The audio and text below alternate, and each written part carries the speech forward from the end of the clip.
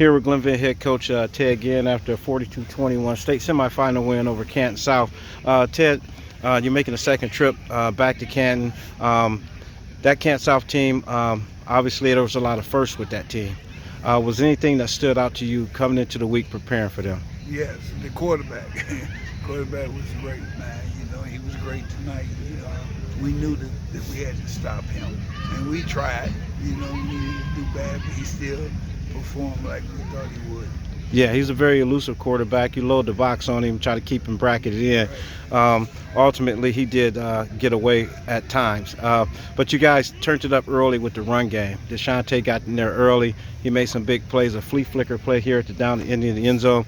Was Dante the big part of your offense coming into this game? Well, he's always a big part of our offense. You know, you can't have a back such as him and don't use it. You know, and I'm not even thinking it's fair to other guys. We got so many guys that can really run it, but he's the horse. He's the leader of our offense, along with the offensive line.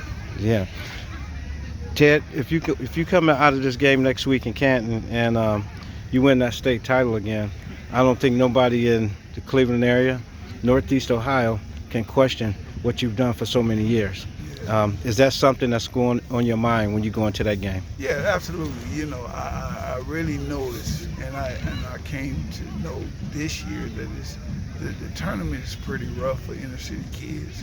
It's pretty rough for us. You know, it's not designed for us to be where we at, and I realized that.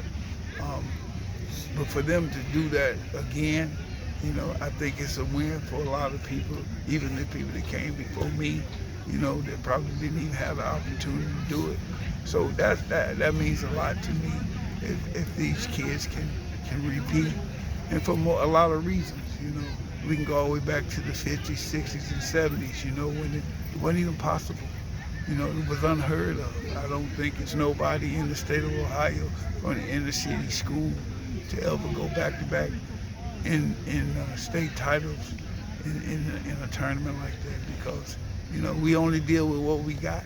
You know, we don't have all the resources and stuff like everybody else, so it'll be huge.